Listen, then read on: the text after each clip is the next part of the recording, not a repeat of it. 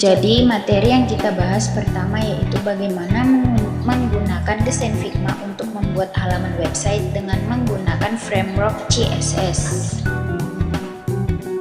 Baik, yang pertama yaitu mendesain Figma atau mencari template sesuai dengan apa yang kita butuhkan.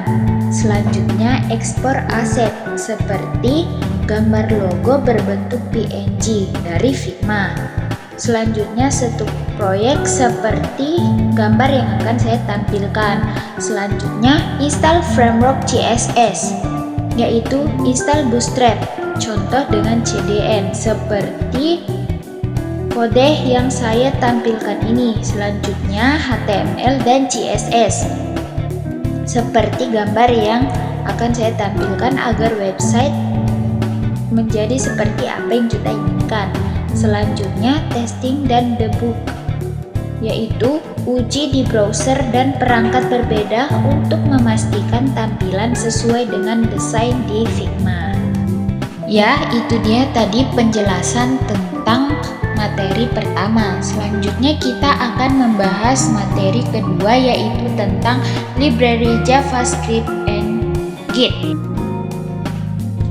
Jadi, Git adalah version control system yang digunakan para developer untuk mengembangkan software secara bersama-sama. Adapun fungsi utama Git yaitu mengatur versi dari source kode program dengan memberikan tanda baris dan kode mana yang ditambah atau diganti. Di Git ini terdapat perintah dasar. Yang pertama, git config yang digunakan untuk mengatur konfigurasi tertentu sesuai keinginan pengguna, seperti email, algoritma untuk div, username, format file, dan lain-lain. Adapun contohnya akan saya tampilkan pada layar. Perintah Git selanjutnya yaitu git init yang digunakan untuk membuat repositori baru. Repositori merupakan istilah yang digunakan untuk direktori proyek yang menggunakan Git. Perintah dasar Git selanjutnya itu git add yang berfungsi untuk menambahkan file ke repository. 3 kondisi file dalam Git. Yang pertama yaitu modified, yang kedua stage, yang ketiga commit. Adapun contohnya seperti gambar yang akan saya tampilkan juga. Perintah dasar selanjutnya itu git status. Git status ini akan menampilkan daftar file yang berubah bersama dengan file yang ingin ditambahkan atau di-commit. Selanjutnya itu git commit. Perintah git commit ini digunakan untuk melakukan commit pada perubahan ke head. Selanjutnya yaitu perintah dasar Git, yaitu git log yang berfungsi untuk melihat riwayat atau histori perubahan pada repository. Adapun contohnya seperti gambar yang akan saya tampilkan. Selanjutnya perintah dasar yaitu git checkout, berfungsi untuk mengembalikan kondisi file di repository sesuai dengan commit, ID atau nama branch. Selanjutnya yaitu perintah dasar git reset yang dapat membatalkan commit dan menghapus perubahan yang belum terkirim ke staging area atau index. Selanjutnya perintah dasar git revert yang mengembalikan kondisi berkas yang ada di masa lalu. Selanjutnya akan digabungkan dengan komitan terakhir di masa sekarang. Selanjutnya yaitu perintah dasar git remote, command untuk menyimpan repositori yang biasanya disimpan di server lain.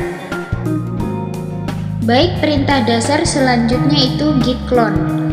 Perintah dasar untuk membuat salinan atau repositori remote ke repositori lokal. Selanjutnya yaitu perintah dasar git push yang digunakan untuk mentransfer perubahan file ke repository remote setelah melakukan perubahan. Selanjutnya yaitu git pull yang berfungsi untuk menarik atau mengambil source kode dari repository remote ke repository lokal. Selanjutnya yaitu perintah dasar tentang git branch yang berfungsi untuk membuat cabang di repository agar tidak bentrok. Misalnya, kalian memiliki anggota tim yang lain, maka bisa digunakan git branch ini agar repository yang dibuat tidak bentrok. Misalnya, si A ini mengerjakan index dan si B ini mengerjakan style CSS, maka repository yang dibuat tidak akan bentrok dan tidak terganggu satu sama lain. Git branch ini terdapat nama cabang. Bisa dilihat dari gambar yang saya tampilkan, terdapat satu tim yang di dalamnya terdapat si A dan si B yang misalnya mereka mengerjakan suatu proyek atau apapun itu. Jadi mereka menggunakan git branch dengan nama cabang. Di dalam hal itu, si A mengerjakan fitur upload sedangkan si B menggunakan fitur register. Begitupun sebaliknya. Selanjutnya yaitu untuk pindah branch. Bisa mengetik git checkout dengan nama branch. Dan yang terakhir yaitu terdapat